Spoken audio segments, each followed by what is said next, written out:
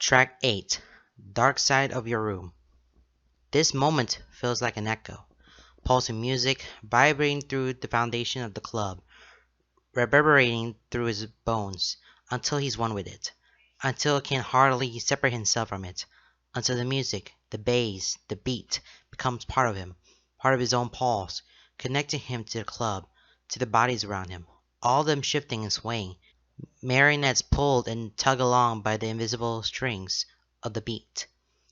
Lights flash, red, pink, purple, blue, green, yellow, orange, red, white, white, white, flashing, whirling, capturing the movement inside the building as fractions in time, illuminating people for only a second before their details fade and dim, only brought back to life a second later with the next flash.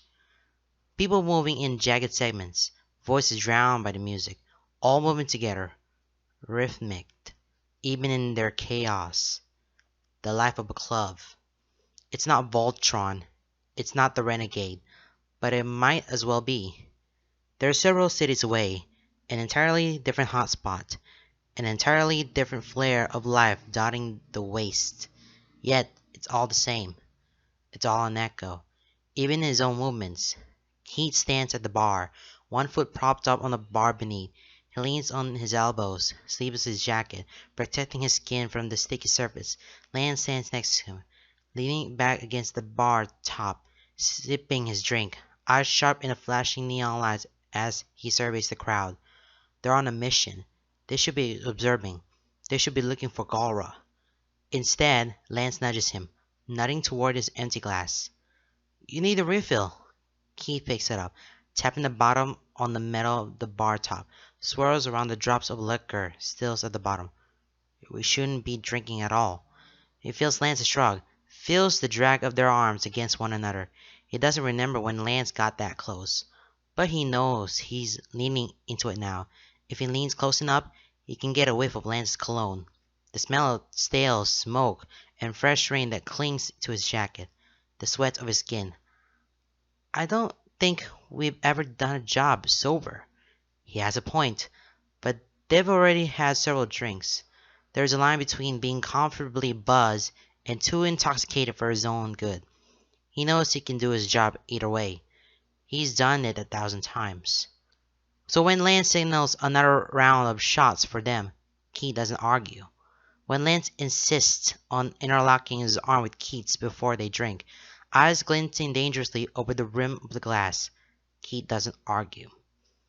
As the liquor burns down his throat, settling warm and heavy in his gut, he doesn't argue, because they've done this dance 1,000 times. With the buzz in his veins, warm and bubbling, Lance takes his hand. Keith doesn't fight it as he pulls him away from the bar, out into the crowd.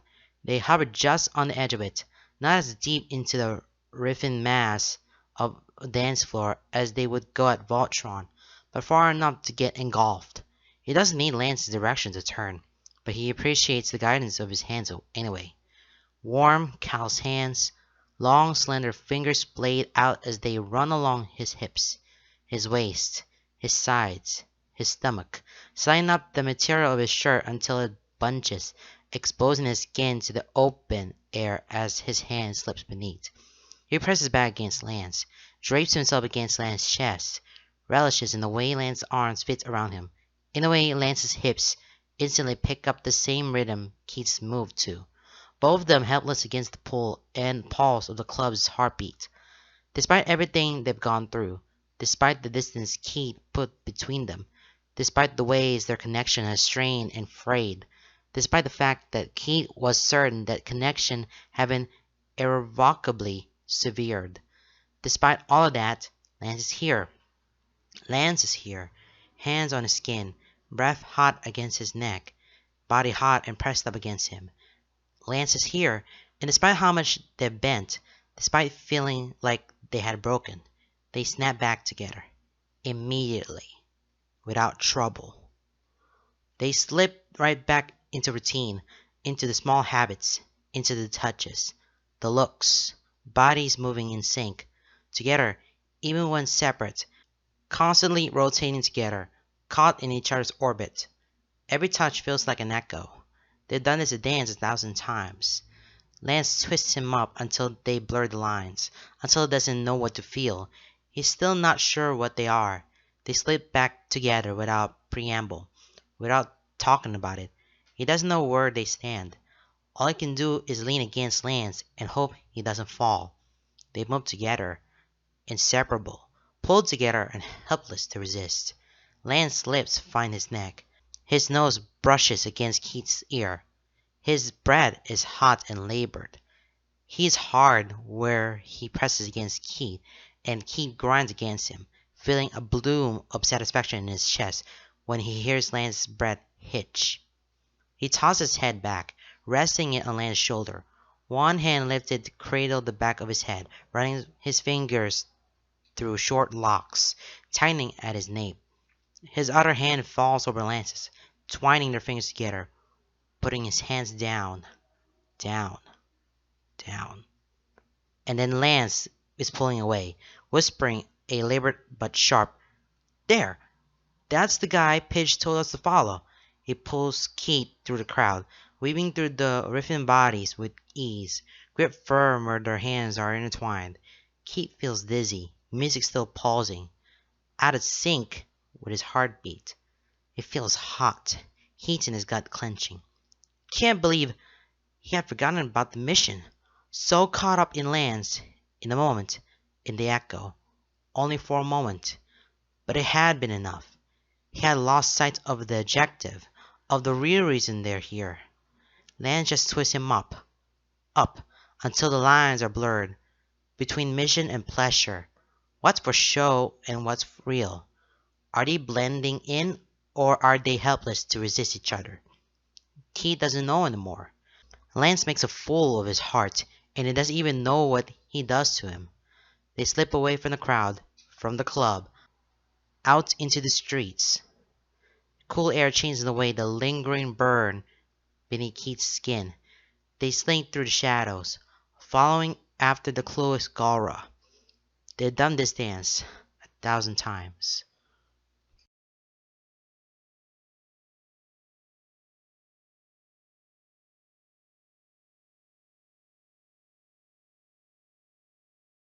His chest is heaving, breaths coming quick and labored. His muscles ache, but it's a good burn. He runs his tongue over the split in his bottom lip, relishing in the sting, taste of blood strong and familiar. He pulls back, dancing out of the way as a chain whips through the air, crackling with electricity. He sees a flash of a blue coat in his peripheral vision. A glimpse of neon pink flashing across tan skin and a bright smile. He can hear the shift of Lance's footsteps as he moves. Keith finds himself back to back with him. Warm and sturdy, tall and firm. It's familiar. It's comforting. It's grounding. No matter what the chaos brings. No matter how high he feels on the adrenaline of the fight. He always knows where Lance is. Barely needs to look at him. They move together as one, perfectly in sync, driven by the same silent, driving beat. He knows he can trust Lance to watch his back. Knows he'll watch Lance's. The rain is a constant drizzle around them. Wetting the pavement. Creating puddles that reflect the flicker of neon lights. Advertisements above and below. There's a haze around them, blanketed by the sheets of the downpour. The rain itself reflects the lights, illuminating the alley they find themselves in. Backdropping the darker silhouettes of the 5 Galra grunts who managed to get the jump on them. But they'll be fine. They've done this 1,000 times. Lance's shoulders press against his own as he turns his head. Keith glances at him because he's helpless not to. Catches a glimpse of that wicked smirk and the flash of his eyes, caught aflame, reflecting neon pink and vibrant blue. "How many do we need alive?" he asks, a laugh on his tongue. An uninhibited joy in his eyes. A spark that Keith feels ignite something deep within him. Fueling his own fire. Keith feels his own lips tug at the corners. Sees it reflected in Lance's gaze. "Just one. Take your pick, babe. Keith hums, sound lost to the night as his gaze drifts around the galleries circling them like sharks. Grinning. Self-assured. Certain in their kill or their prize. Little do they realize, Keith and Lance will be neither. Because they've done this 1,000 times. Whoever lasts the longest. He can hear the grin in Lance's voice, wild and menacing as he laughs. Survival of the fittest. I like it. Keith's hands tighten on the familiar leather grip of his dagger. The energy crackles, sword already drawn, forming a white-hot blade longer than the actual length of his dagger. Behind him, Lance grips his guns, one in each hand. He prefers the smaller ones for close-range combat. Keith knows he has the metamorphic attachments to turn them into larger guns for more distance. They dive once more into the fray. He never thought guns would be good in melee combat, but Lance proves him wrong time and time again. He's quick. He's agile. He sweeps through the enemies with ease, shots finding their marks without fail, both from across the fight and with the barrel pressed to bare flesh. They make quick work of it. Before reinforcements can come. Taking them down is easy. Low-level grunts with little experience. This is a heavily Galra-influenced city, and they don't have to deal with fighting for territory much. Only minor scraps. Nothing like what Keith and Lance bring to the table. They leave only one alive. They can't risk having the others run and give away the fact that they're here. They gotta keep their presence a secret. Gotta find the Colosseum and Shiro. Can't let the Galra know they're here, or the entire empire will come down on them. They're in enemy territory. So they leave one alive. Knock him out and leave him in a puddle on the cracked concrete as Lance sheathes his guns, already backing Keith to the wall. Keith's blade dissipates, dagger finding its sheath just as Lance pushes into him. Presses him to the cold, stone wall. The thigh between Keith's is hot. Hips rough as they grind against him. Lance's mouth is hot, tongue eager as it shoves past Keith's lips. He ignores the sting of his cut. Opens up to Lance's immediately. Instantly. Lets himself be consumed. Digs his fingers into Lance's hair and holds him in place. Breath quick and heavy through his nose. Head dizzy and body burning. They should call Pidge and Hunk, but they don't. Not right away. They ride out the wave of adrenaline and take from each other. Take. Take. Take. He doesn't know what it means. Doesn't know what they are. Doesn't know where they stand, and he fears he's falling without an assurance that he'll be caught. But he can't stop. Clings to Lance like he's the last thing that's keeping him grounded. Lets himself get swept away in the moment and tries not to worry about the future. Because they've done this dance 1,000 times. He shuts his mouth, and they do it all again.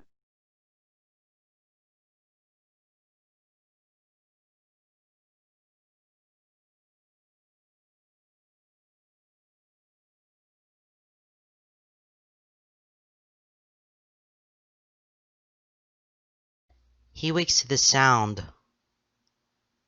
of voices, and it takes him a moment to realize why it's strange.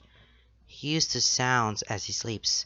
With life revolving around cities, there's always someone awake, always someone talking, always someone arguing, be it people outside or voices that drift through the thin walls of hotel rooms. Even when he stays with the blade, they sleep in a large barrack-style room. There's always someone up moving. So voices. He used to. These voices aren't particularly bad. Whisper in the early hours of dawn, adding to the heavy, still atmosphere rather than cutting through it. He used to that. People talking in hushed voices, in a semblance of privacy and consideration.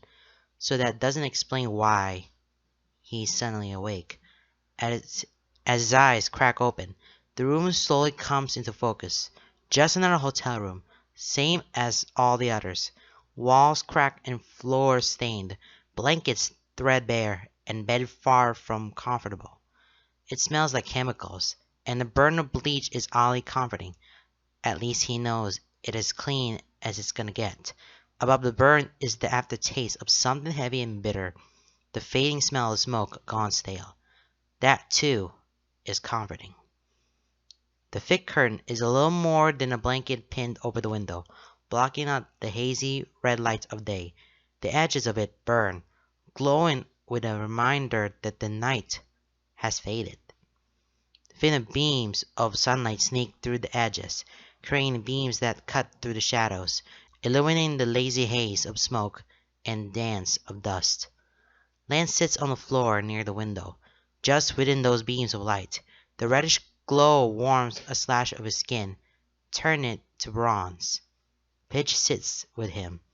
They huddle together, whispered words. There is a data pad in Pidge's hands, and Lance has an arm bent in front of him, his wristband hollow screen activated and hovering in the space between them. If he listens, he knows he'll be able to pick out words. But right now, all he can hear is the shuddered thump of his heartbeat as it sinks into his stomach, a sickly chill crawling across his skin. Because he realized what woke him up. The spot next to him is cold, blankets thrown carelessly away, leaving a hollow where the chill seeps in. Keith shivers, curling in on himself, knees pulling up to his chest as he attempts to bury himself in the threadbare sheets. They had gotten separate rooms, him and Lance, Pidge and Honk. He hadn't thought about it much at the time. His lips were still bruised from Lance's teeth, and Lance's fingers were dancing along the small of his back, dipping playfully beneath his waistband. Lance had suggested it so casually, but there had been a knowing look in a glance Pidge and Honk exchanged. He hadn't thought about it because the moment the door closed behind them, Keith had been swept up in Lance, and his touch, his taste, the bite of his teeth, and the delicious slide of his lips, the friction and burn between them, the way his body just can't say no, the way Lance's breath grows labored beneath his tough muscles, twitching beneath his fingertips, flesh bruising beneath his lips and grip. Lance knows just how to stir him up, leaving him burning. But now the bed is cold. Keith's body is chilled, aching with echoes from Lance's touch, fading to memory even as his bruises throb. And Lance is across the room, sitting with Pidge. He hadn't thought about it before, but he thinks about it now. Doubts coming whispering from the shadows, a chill sweeping through him as a ghost hangs over him in the corner, watching him with hollowed eyes, saying all the things he fears to feel and barely dares to think. Because he's here, on the dark side of the room, lost to the darkness as Lance sits in the light of day. His back is to him. Words hushed and muted. He hadn't woken Keith up when Pidge came in. He hadn't stayed in bed. Whatever they're talking about, he didn't think to include Keith. What if this is just the beginning? Small things, small whispers, echoing in the vast chasm of his heart, resonating his fears, compounding them, growing in volume as they bounce off the walls of his chest, gaining momentum and speed, sending him spiraling. What is Keith to him? Does he even matter? What are they doing? Why is Lance here? What's going to happen after all of this? Is Keith just a friend? Is this just for fun? Just seeking a thrill? Like the hit of a drug or the sweet bite of candy. What about when the thrill fades? What use will Keith have? Will Lance leave? They've all left. Keith will be alone. His fingers curl into the sheets, white knuckles clutching the fabric to his chest, pressing against flesh as an anchor, trying to keep himself from spiraling. He focuses on his breathing, trying to draw in deep despite the tightness threatening to strangle his lungs. He doesn't want them to know he's awake, doesn't want them to see him spiraling. He's on the dark side of the room, with the notches on Lance's bedpost. Is that all he is? Just another notch on his bedpost. Once, Keith might have been fine with that. No attachments, just momentary bliss. Now, now he's not so sure. Lan's making a fool of his heart. He doesn't know what he does to him in the dark.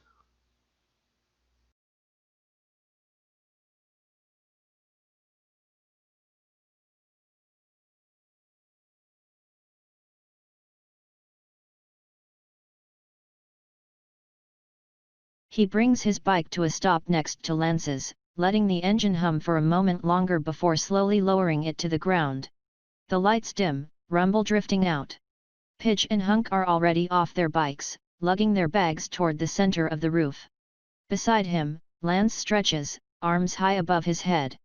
Keith takes a moment to admire the way his back arches and the stretch of fabric tight over his thighs as he straddles the leather seat of his hover bike. Then he's throwing himself forward, planting his hands and rocking his weight forward, swinging himself off the bike to land on the roof. "What are we doing here?"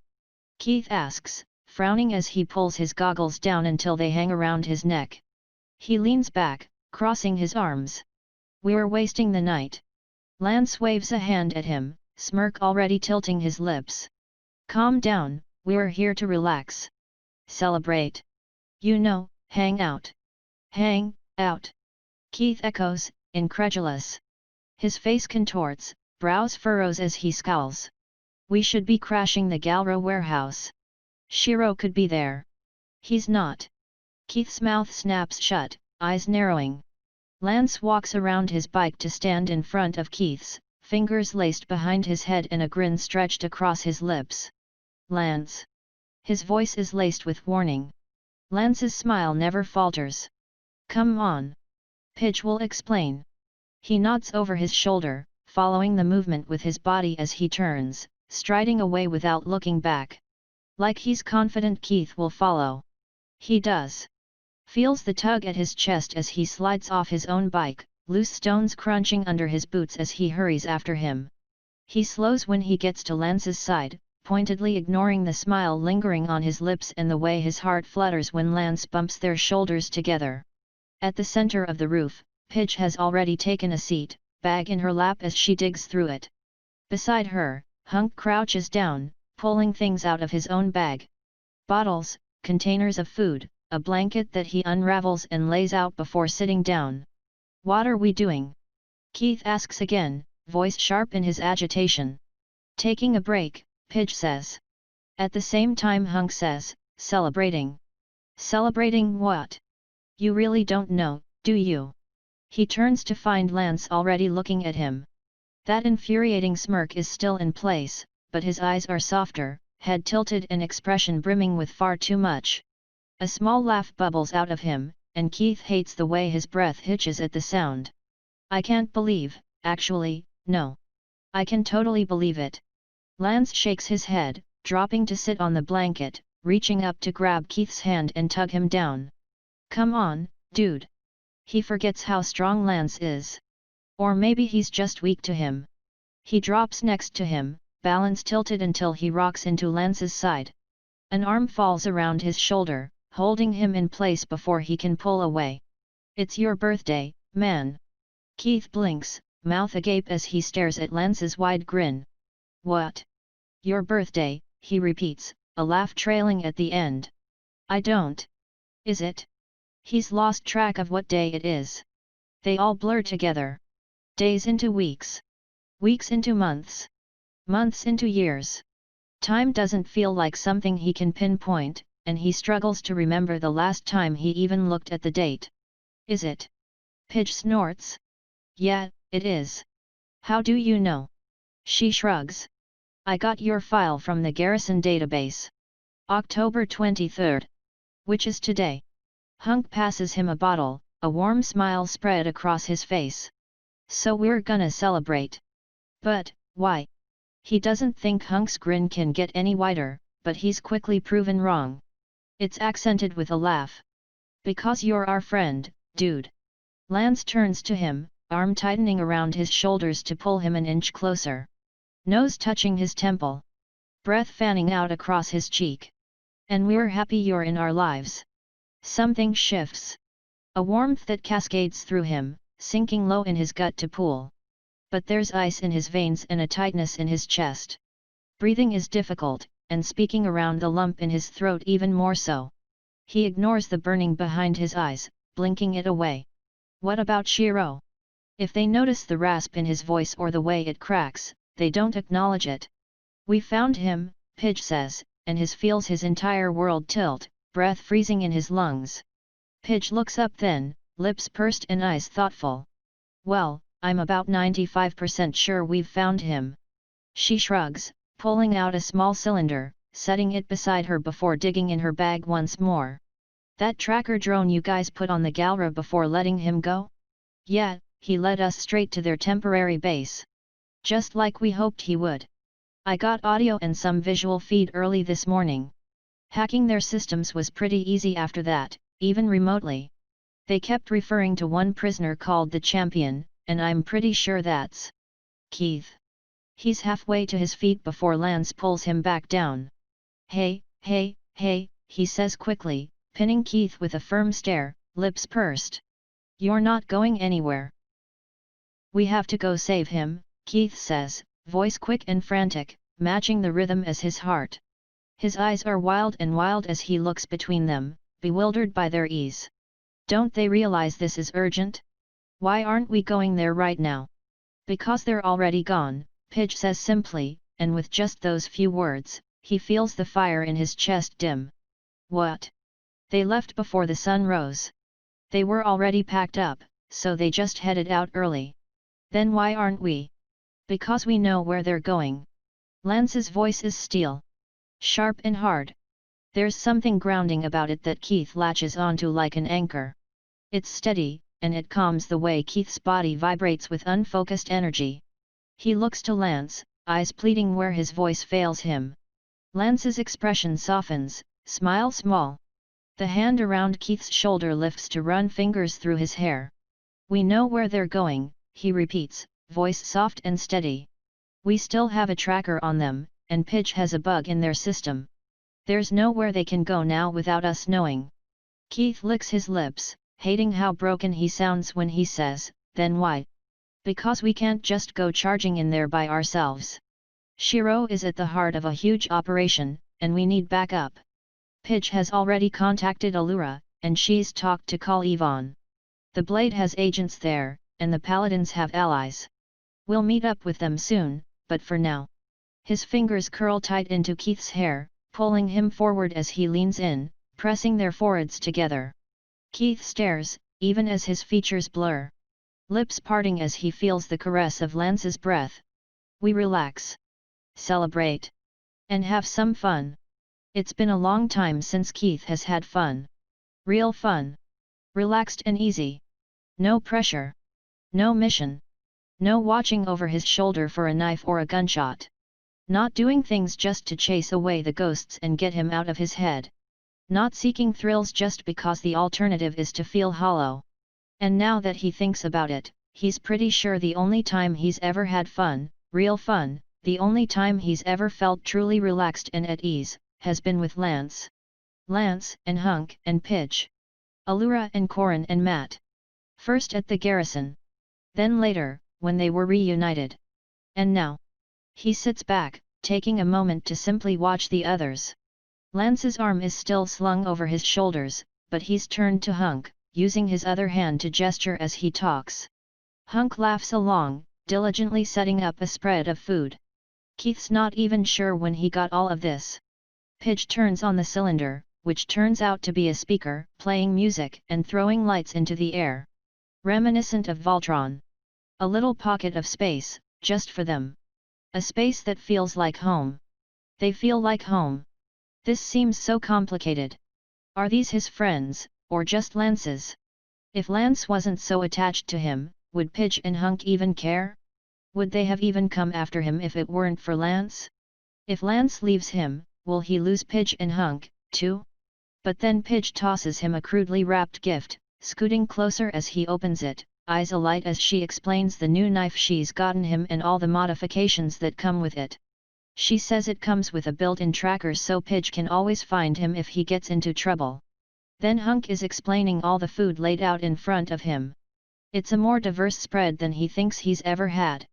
His head is spinning as he sees all his favorite things, favorite flavors. Even dishes from his childhood that he hasn't had since.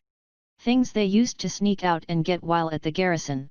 He's confused, asks how Hunk remembers all of this, but Hunk just scratches the back of his neck and says he always remembers his friends' favorites. His chest feels full, and that burn stings behind his eyes once more.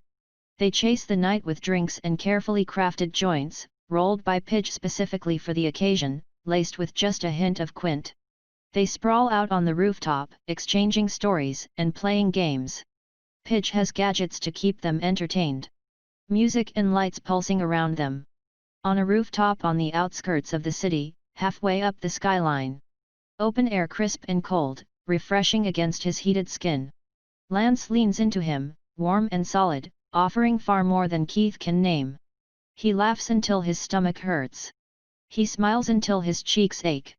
But as Lance's fingers slip beneath his shirt, skimming playfully over the skin of his back, leaving fire in their wake, it still seems so complicated. Pidge and Hunk love having Lance stir him up. Teasing him with pointed jabs, softened by the smirk on his lips and twisted by the devilish gleam in his eyes. They laugh as Lance's touches make him jump. As Lance's words make him flush. They cackle as the two of them get competitive. As Lance riles him up. Until Keith is burning. Burning for him. It seems so complicated. They've done this dance 1,000 times, but he still doesn't know what it means. Doesn't know when it'll end. So he shuts his mouth, and lets it happen all again. With nights like these, who needs the day? He'll shut his eyes and sleep it all away.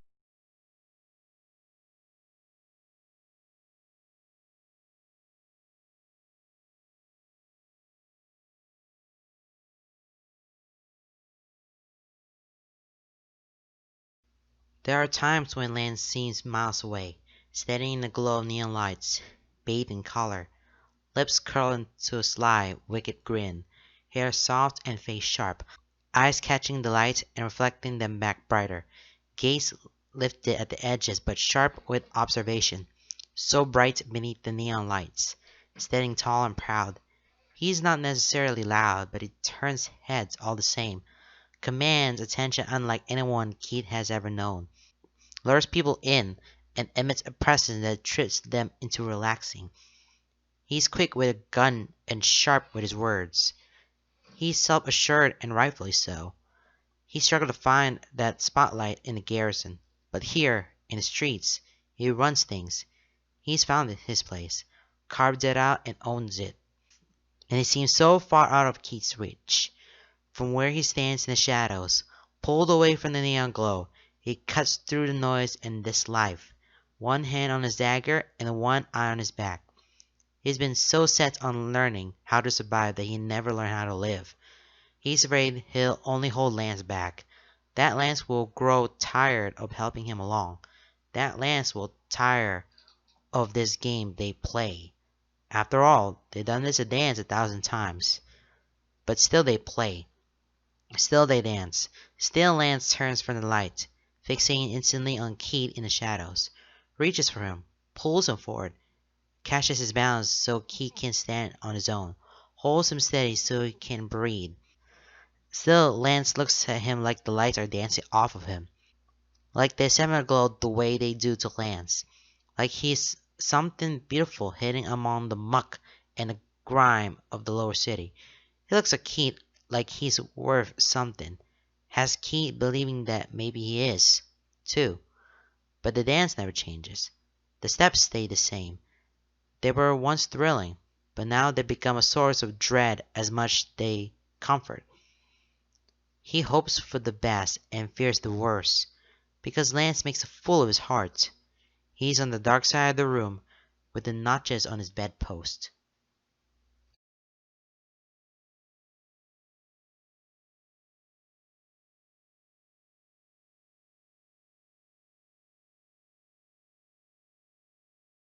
Keith wakes to find the bed beside him cold, ragged sheets thrown back to create a wrinkled hollow where he can still faintly make out Lance's body shape. His eyes drowsily drag across the room. It's brighter than he anticipated, and it takes him a moment to realize why in his sleep-addled state. The thick curtain is pulled back from the window, exposing just enough of it to fit a body through. It's not a lot, but it's enough to let in a switch of hazy red light, slicing through the darkness of the room and capturing dust particles in moments of near stasis. From this angle, he can't see out the window, but he feels enough of a draft to know it's open. The curtain billows slightly. He can hear the sound of rain and the baseline hum of the city. Lance is nowhere to be seen, but he's pretty sure he knows where to find him. He's on the dark side of the room with the notches on his bedpost, but he doesn't want to be. He wants more. He slides out from beneath the sheets, taking a moment to sit on the edge of the bed and rub the sleep from his eyes. He couldn't have been out for more than a couple hours. He finds his pants on the floor, in a heap where they had been hastily discarded the night before. He pulls them on, not bothering to button them before shuffling across the room. Squinting against the light, he pulls the curtain back more. The window is open, and Lance is just outside of it. The concrete ledge is wide, the window just an alcove in the building's surface. Lance sits there, one foot propped up on the edge and the other dangling off. One arm rests on his drawn-up knee, a cigarette dangling from between his fingers. His head is tilted back against the closed section of the window, back pressed up against the glass. His head rolls to the side as Keith pulls himself up onto the ledge, one knee folding and pressing outside, his other leg dangling back into the room. "Hey," he greets, lips twitching at the corners. A lazy smile. He's shirtless, too. Feet bare. Keith gives himself a moment to take him in. To admire the way his bare chest looks in the hazy red glow. He's not bright and vibrant anymore. He's washed out. Bruises and bags under his eyes visible. He looks tired. He looks haggard. His wicked smile becomes wan in the daylight. But he looks so much more real. So much more reachable. "Hey. Didn't mean to wake you." "You didn't," he lies, holding out a hand. Lance doesn't hesitate before passing him the cigarette. He takes a long drag, feeling the burn in his lungs and the relief in his veins as he sighs. "Couldn't sleep." "Same." Lance hums, nodding slightly. He looks back out over the city. Not their city, but close enough. All cities look the same these days. They sit in silence for several long moments, passing the cigarette and taking comfort in each other. Even when they don't speak and don't touch. Smoke curls around them in a lazy caress. "We're going to find him, you know." Lance turns to look at him, features set. Lips in a firm line. Eyes hard and lit with a fire that has Keith's heart stuttering. "I promise you that we'll find him." Keith knows that. He knows they'll find Shiro. That's never been a question. He's always known he'll find him. Eventually. No matter what. He's never let himself believe otherwise. It's what comes after that scares him. "What happens then?" he asks, voice barely above a whisper. When holding Lance's gaze becomes too much, his head turns, eyes sweeping out to the city, focusing on the way the rain falls through haze and mist. He's not sure how much of it is natural and how much is pollution. "After we find Shiro. What happens?" There's a lilt of amusement in Lance's voice as he says, "We go home." Keith swallows thickly. "I don't have a home." "You could." The reply is gentle. So soft that at first, Keith thinks he might have imagined it, lost as it is beneath the pitter-patter of rain. But when he glances back to Lance, he's still watching him. Eyes full of far too many things to name. Lips pulled into a shy smile, tight around the edges. "With me." The strings around his heart tug, pulling taut, tearing into his flesh and resonating down to his core as they're plucked. "What are we doing?" His voice is surprisingly even, but his throat feels raw. Lance shrugs one shoulder, skin dragging across the glass behind him. His gaze drifts over Keith's face. That small smile still intact, even if it doesn't fully reach his eyes. Having fun. Figuring out how to be happy in this ishti world. He doesn't want to ask, but he has to know. "Where is this going?" "I don't know," Lance says, almost wistful, almost thoughtful. The tension eases out of him, leaving that smile small but genuine. He looks tired, eyes lidded, and bags beneath them dark. But he's beautiful all the same. Keith reaches out to pass him the cigarette, but Lance grabs onto his wrist instead, fingers sliding along delicate bare skin, across his palm to settle between his fingers. The cigarette falls from his grip, hitting the ledge and rolling until it falls, lost to the wind and rain and smog to the lower city below. But neither of them care. Lance holds Keith's gaze, and he can't look away. Those eyes have always been captivating, and Keith is a weak man. Lance's smile curls a little wider, and this time those eyes sparkle. But I look forward to finding out. And as long as it's with you, I don't care where we end up. Keith feels the strings of his heart pluck again, resonating in his chest. Shaking off rust and dust. Waking something deep within that he's been too afraid to let see the light of day. He lets out a shuddering breath. I'm not just a notch on your bedpost. Lance chuckles, soft and breathy, head tilting more along with his curling grin. The corners of his eyes crinkle. You're a notch on my heart, and I don't want to let you go. An incredulous laugh bubbles up his throat, catching on the lump that's formed, tumbling out of him, choked and breathy. 1 part disbelief, 1 part relief, and 2 parts hope. That was so dumb. Lance's smile chases away the exhaustion that clings to him. It catches the dreary daylight and makes it his own. Glowing with it. Warm-hued and eyes sparkling. For a moment, Keith isn't sure how he's ever thought the sunlight ever took anything from him. What can I say? You make a fool of my heart. He chuckles, shaking his head as he pulls Keith's hand toward him, pressing his lips against his knuckles and looking at him through his lashes. You don't even know what you do to me. Keith feels the ache in his cheeks before he even realizes he's smiling. Apparently I make you say dumb things. Voice soft and breathy, yet still wavering. His chest feels far too full. Lance's laugh is gentle puffs of air against his hand. Yes, you do. It's hard to think around you. I end up saying stupid things. Keith lifts a finger, tracing along Lance's cheekbone as he hums. Like what? Lance meets his gaze, eyes lidded and dark. Like I think I love you.